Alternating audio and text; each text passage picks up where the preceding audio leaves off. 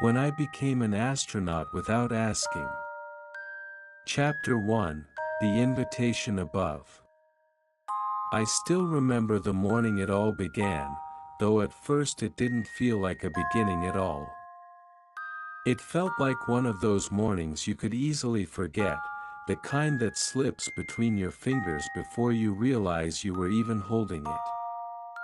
But somehow, I held on to this one. Maybe because, deep down, something inside me had been waiting for it all along. It was early, though not so early that the birds had finished their soft conversations in the branches above my window. I sat on my small balcony, the paint peeling beneath my bare feet, a chipped ceramic mug cradled in my palms. The tea inside was lukewarm and tasted like a secret half-spoken. I sipped it slowly, pretending I was anywhere else, or maybe everywhere at once. Above me, the sky looked wider than usual, as if it had decided to stretch a little more just for me. Wisps of cloud drifted lazily across the blue, drifting like old ghosts who'd forgotten where they were going. If I listened closely, and I did, I could almost hear them whispering. They didn't use words, but I understood them anyway. They said something was waiting. They told me there was somewhere I needed to go, somewhere my feet had never hoped to tread. Of course, at the time, I laughed it off. I had a talent for laughing things off. Dreams. Wishes. Invitations from the sky. All harmless nonsense to fold away and hide under everyday chores and half-finished lists. But part of me, a small, stubborn part that refused to be sensible, tucked their whispers into a quiet pocket of my mind, just in case. I must have dozed off for a moment, because when I opened my eyes, the sky had shifted. The sun had climbed a little higher, painting the tips of my neighbor's roof with a warm brush. The birds had moved on, their songs fading into the hum of distant traffic. I stretched my legs, flexed my toes against the cool wood beneath me, and thought about going inside. About refilling my cup. About making a plan for the day. That's when I saw it. An envelope sat on the small table beside my chair. I hadn't heard the door. I hadn't seen anyone approach. But there it was, a slip of pale silver, catching the morning light like a piece of the moon had drifted down to visit me.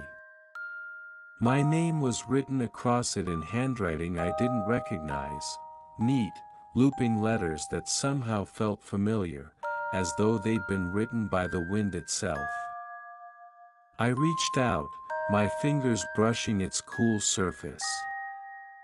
For a heartbeat, I wondered if it would vanish the moment I touched it, dissolve into mist like a forgotten dream. But it stayed. Solid. Real. Waiting. I turned it over in my hands. No stamp. No return address. Just my name, just me and this silent invitation. My pulse tapped out a curious rhythm in my throat as I broke the seal and unfolded the single sheet of paper inside. Prepare yourself. Tonight, you will rise. That was all it said. 5 words, heavy as the whole sky, pressed onto paper thinner than a whisper. I read it again, half expecting the letters to rearrange themselves into something more sensible. They didn't. I flipped the page, looking for a clue, a signature, a smudge, anything. But there was nothing. Just those 5 words and the faint scent of something I couldn't quite place, metal and midnight and the hush before a storm. I let out a small laugh, but it didn't reach my eyes. I placed the letter back inside its envelope and set it on my lap, my thumb tracing the edge again and again. My tea had gone cold, but I didn't notice. The sky above seemed to lean in closer, as if waiting to see what I'd do next. Of course, I could have ignored it.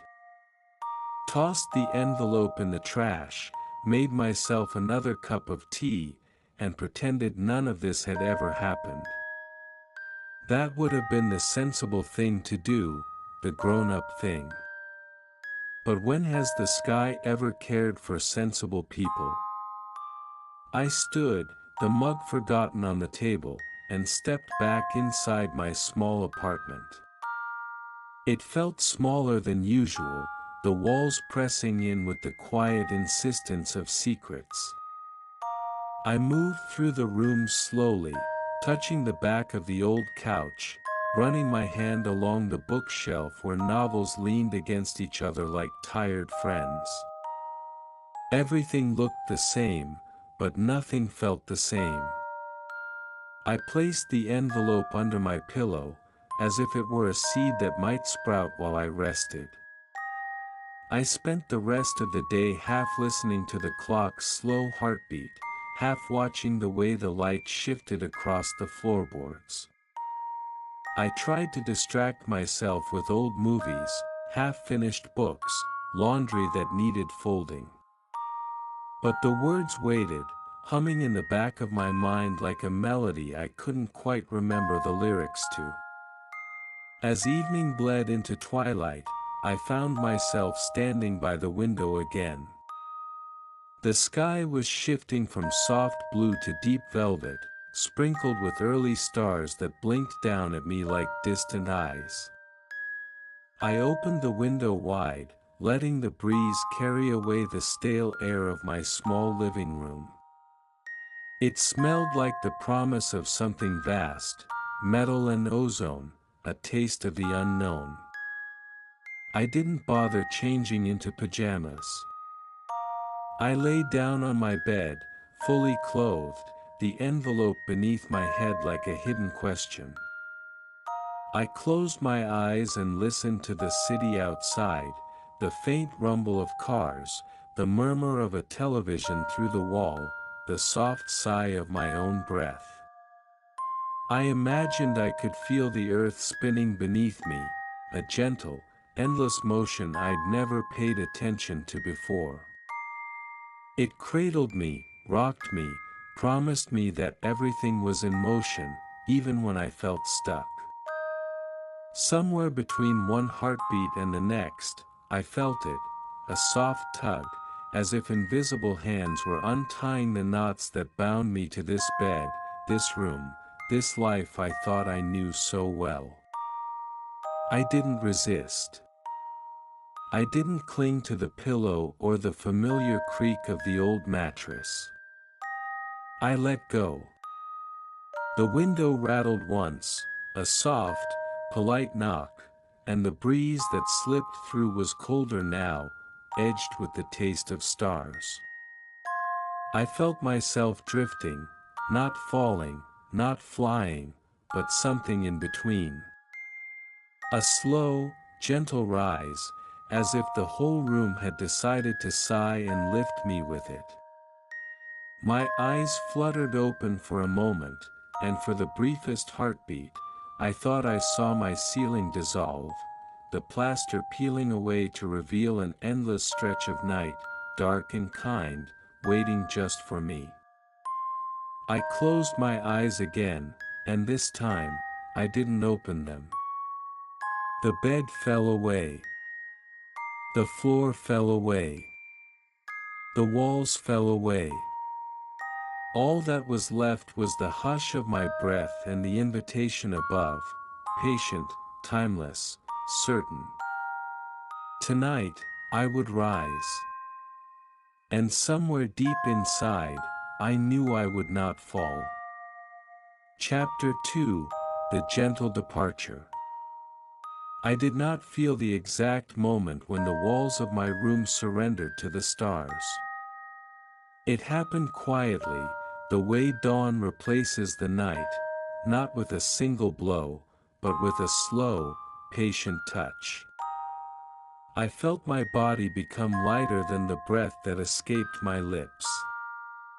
It was not falling, and it was not flying, but something in between, a drifting that asked nothing of me except to trust where it would take me.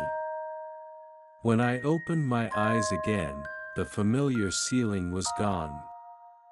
Instead, above me stretched a dome of soft darkness. It was not empty, no, it hummed with distant points of light, each flickering like a lantern carried by a traveler too far away to see, but close enough to feel. My hands floated upward without my telling them to, reaching for the soft glow that spilled down like a secret. Beneath me, there was no bed, no floor, just a gentle cushion of air that seemed to cradle my body the way a palm cradles a fallen feather. I turned my head slowly. The walls of my room had drifted apart into translucent wisps, dissolving into the dark like steam rising from a forgotten cup of tea. A shape formed around me, a sphere, transparent yet somehow substantial, like glass forged from a sigh. I could not see its edges unless I looked for them. It moved when I thought about moving. When I breathed, it pulsed, as if it too needed air to keep its heart beating. I was inside it, and it was inside me, and the line between the two had already begun to fade. Outside, the city lay far below, cloaked in a hush that felt thicker than any silence I had ever known. Rows of windows glowed faintly like tiny constellations, mirrors of the real ones above. For the first time, I saw how small the city was, how it folded itself neatly into the arms of the sleeping earth. And I, once so tethered to its sidewalks and streetlights, was now drifting above it with nothing to weigh me down but my own wonder. I did not feel afraid. The part of me that might have screamed, clung to doorframes, demanded to stay, that part was quiet now, tucked away like an old coat no longer needed for this weather. In its place, I felt a calm so deep I could almost taste it, warm and still, like the breath before a wish.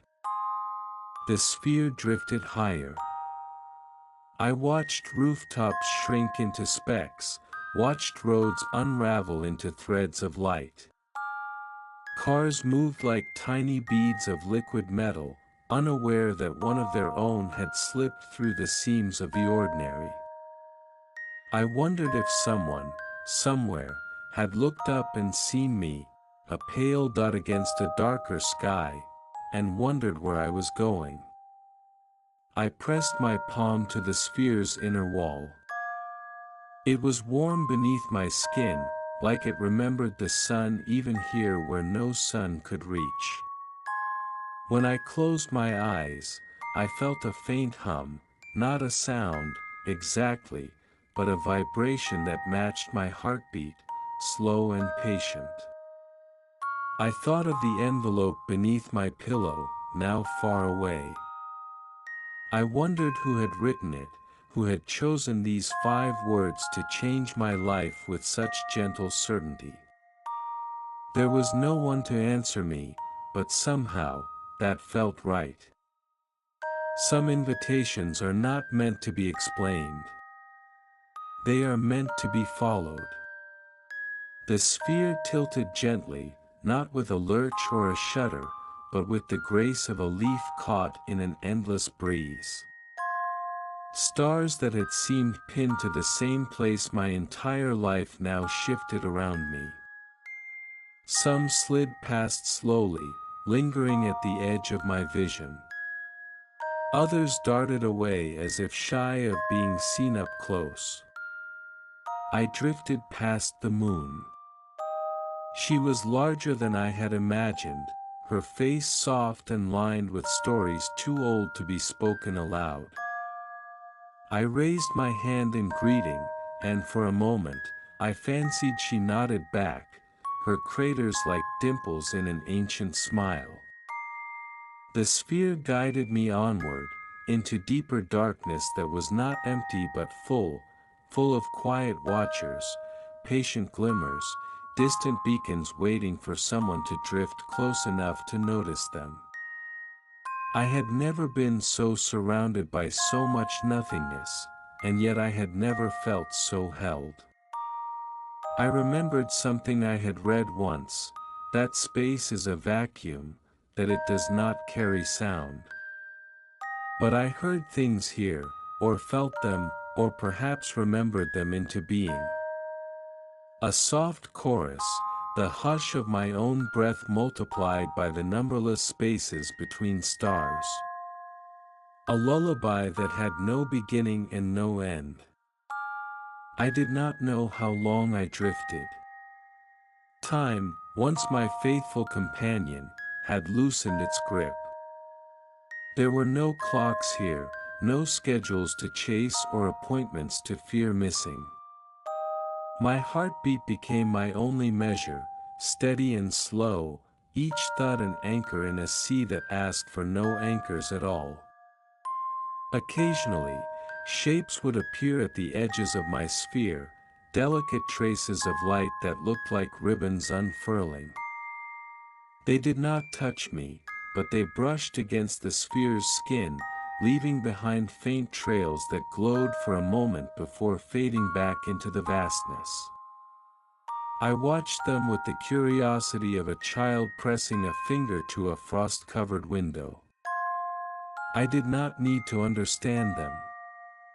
It was enough to see them, to know they were there. Inside the sphere, my body felt weightless yet whole. I curled my legs beneath me, rested my cheek against my knees, and let my thoughts drift as freely as the vessel that carried me. Images floated through my mind, my old balcony, my chipped mug, the warmth of the sun against my eyelids. They felt far away now, but not lost. More like souvenirs, small proofs that I had once belonged to a place with sidewalks and rooftops and doorways waiting to be opened. A soft vibration tickled my spine. I lifted my head and saw that the sphere had changed direction. Ahead, a cluster of lights pulsed in slow rhythm, like a heartbeat waiting to sync with mine. I drifted closer, and shapes began to take form, not stars, but other spheres, like mine, each carrying its own quiet traveler. They floated together yet apart, scattered like seeds caught in an endless breeze. Some glowed bright and steady, others flickered like candles on the verge of sleep. I wondered if they could see me as I saw them. If they, too, felt this hush that asked for no words, only presence. I pressed my fingertips to the sphere's wall, tracing the glow of one nearby. Through the transparent skin, I thought I glimpsed a figure, peaceful, folded into themselves like a dream curled in the palm of a hand. We did not wave. We did not speak. But I felt a warmth pass between us, a silent promise that none of us was truly alone in this boundless drifting. I closed my eyes again and let my breath slow to match the hush around me. I felt the sphere carry me gently onward, weaving through the constellation of quiet souls. I did not know where it was taking me. I did not need to know. Above me, a star winked, an eye closing in approval. Below me, the earth slept on, unaware that one of its own had slipped free for a while, carried by a sphere spun from whispers and wishes. And within me, a voice I did not remember learning spoke without words, "You are exactly where you need to be." I let out a breath I had not known I was holding. The sphere pulsed in reply, wrapping me in the soft hush of the endless dark. I did not resist. I did not question. I drifted. And somewhere far behind my closed eyes, the stars rearranged themselves into a map I would follow without needing to know where it led. Chapter 3: The Silent Neighbors. I do not remember exactly when I realized I was not the only one drifting through this hush. Perhaps I had always known it somewhere beneath my skin, that I was never truly alone here, that others were rising too, carried by their own quiet spheres spun from the same invisible thread. The first time I truly saw them, I thought I was dreaming inside a dream. Outside my sphere's gentle wall, another shape emerged from the dark, drifting just close enough for its glow to touch mine. It looked like a bubble of soft glass, breathing with the same slow rhythm as my own. Within it, I could almost make out a figure, knees drawn up, head resting on folded arms. They floated there as if held in the palm of a giant hand, at peace, as weightless as a wish. I pressed my palm to my sphere's wall. The warmth met me again, a reassuring hush that reminded me that all this was real, or as real as anything ever needed to be. The other traveler did not look up, did not move, but I felt them feel me. The space between us folded in a little, enough for our spheres to drift nearer. Close, but never quite touching, like two leaves carried on the same breeze but caught in different currents. For a long while, or perhaps only a moment, we floated side by side. I wondered who they were.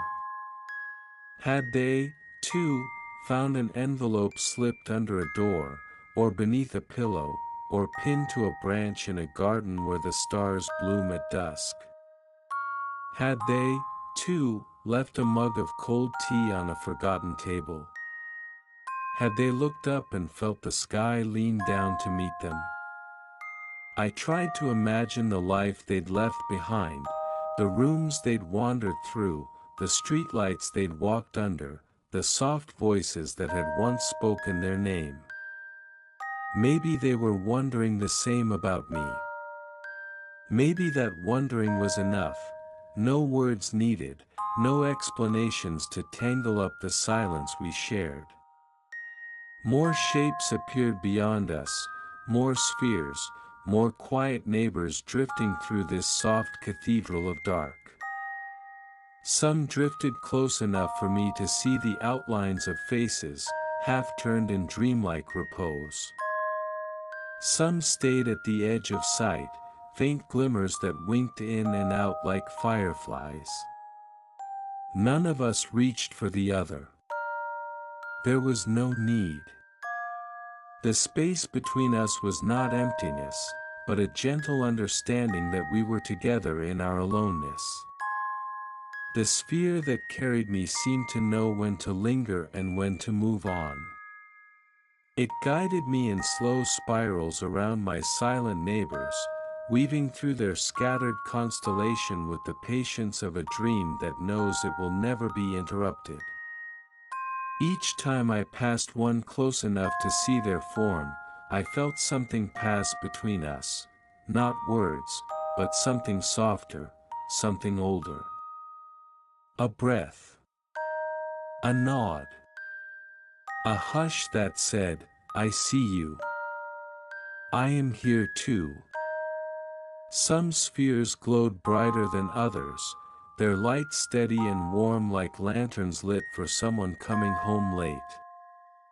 Others pulsed gently, as if in time with a heartbeat that did not belong to just one person but to all of us, bound together by the hush of this drifting. I closed my eyes and listened.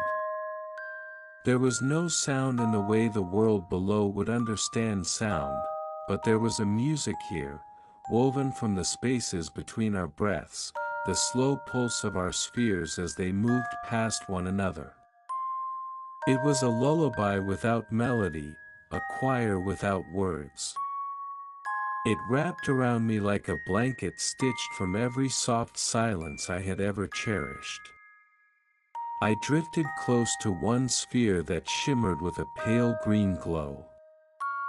Inside, I glimpsed a figure curled so small they seemed to be floating inside a dream within a dream. Their hair drifted around their face like seaweed in gentle current. I wondered what they were dreaming. Maybe they were dreaming of me. Maybe we were dreaming each other. I thought of calling out. Some part of me wanted to speak their name, though I did not know it. But my lips stayed closed. Words would have felt too loud here, too sharp for this place where nothing needed fixing or naming.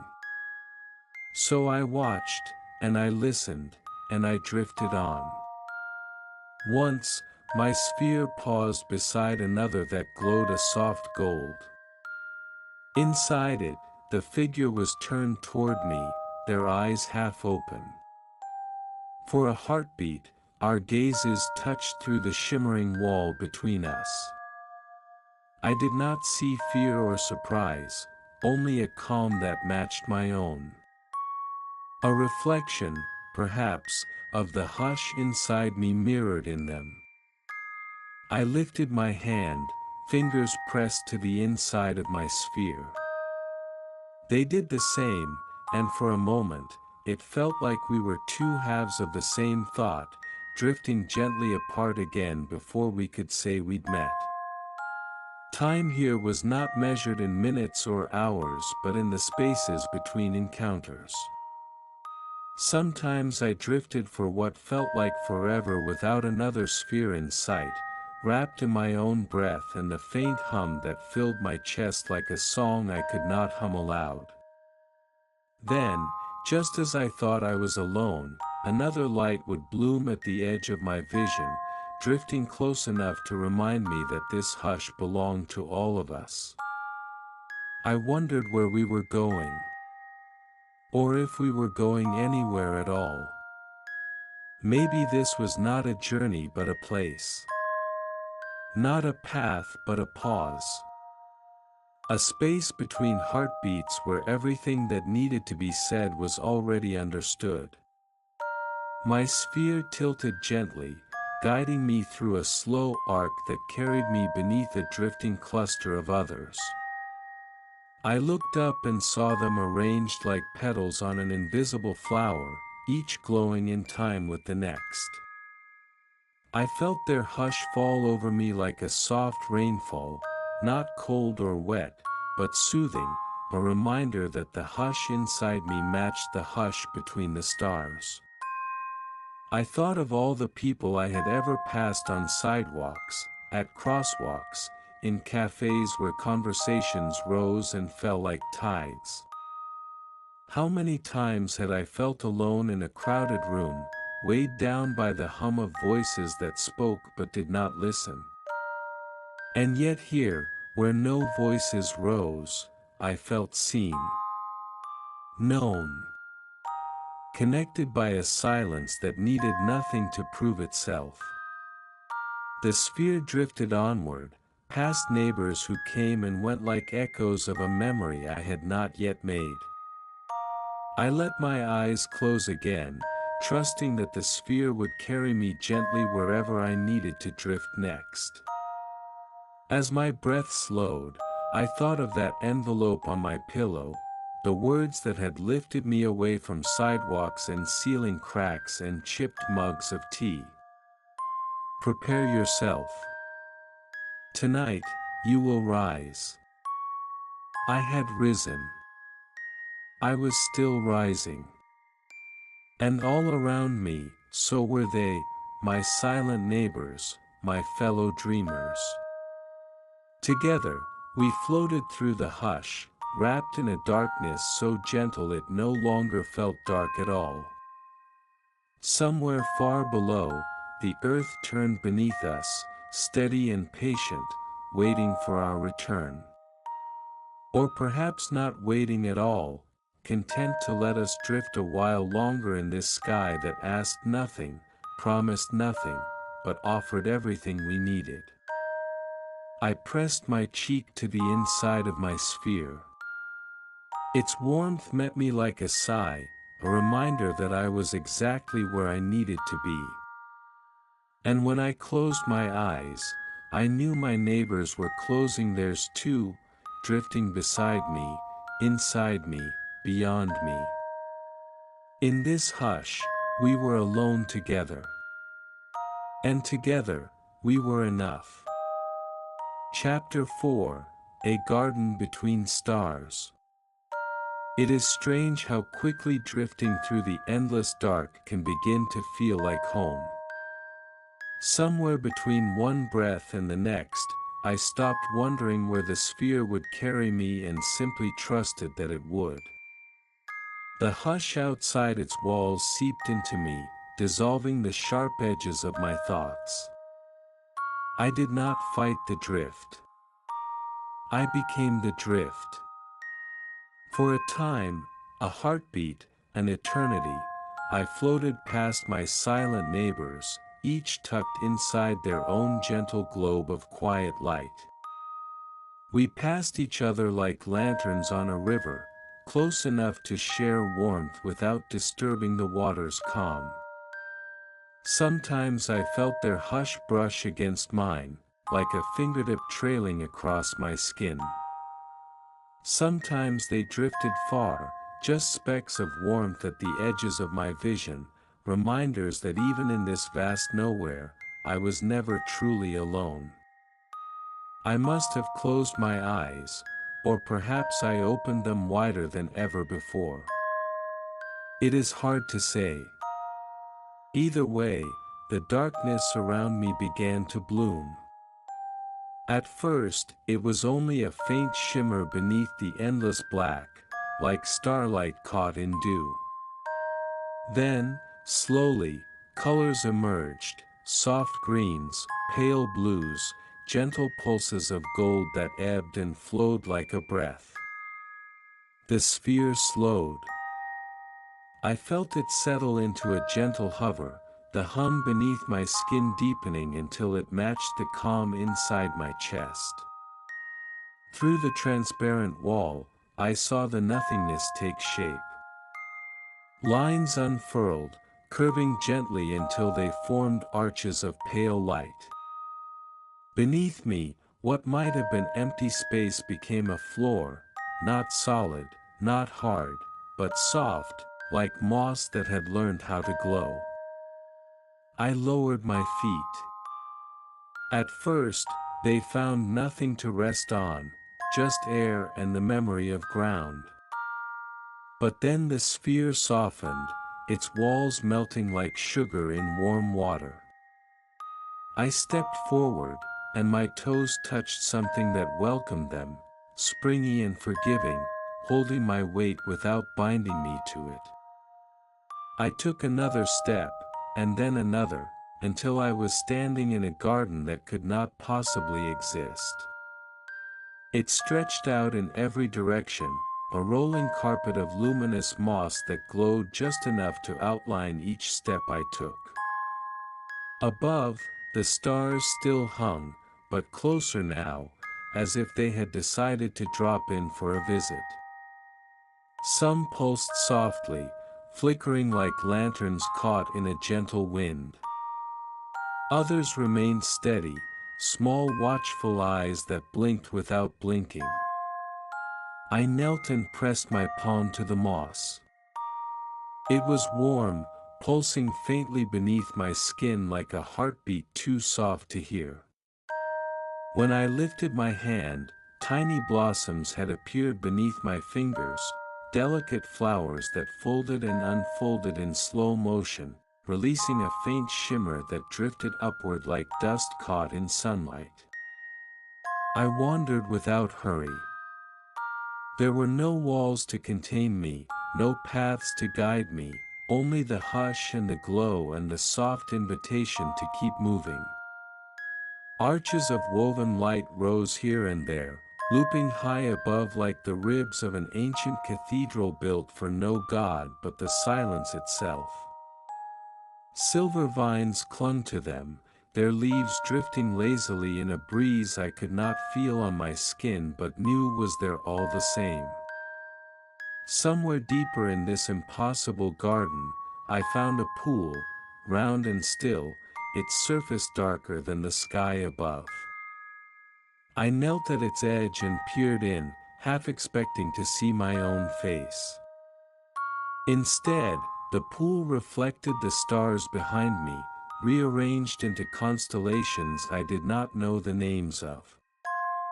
They flickered, blinked, and in their shifting, I felt they were telling me something, not in words, but in the gentle certainty that I did not need words to understand.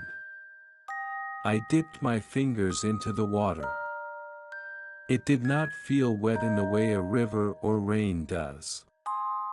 It felt like dipping my hand into memory itself, cool but forgiving, rippling outward in soft waves that carried the reflection of the stars to the edge of the pool. Where the ripples touched the moss, tiny blossoms opened, catching the faint starlight and holding it close before folding again. I sat down beside the pool, crossing my legs the way I might have in a childhood field, watching clouds drift across an afternoon sky.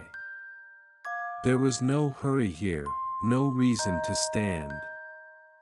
The garden did not ask questions or make demands. It only offered space, space to sit, space to breathe, space to listen to things I had forgotten how to hear. A low arch rose nearby, twined with silver threads that pulsed with a light too soft to cast shadows. I stood and walked beneath it, and as I did, a hush deeper than the one I'd carried inside settled over me like a cloak. Memories brushed my shoulders, not sharp and clear, but soft outlines of moments I might have lived once, or might yet live someday. I saw flashes of doorways left ajar, of laughter drifting through a half-open window, of a cup of tea left to grow cold on a quiet balcony. None of them asked to be held on to.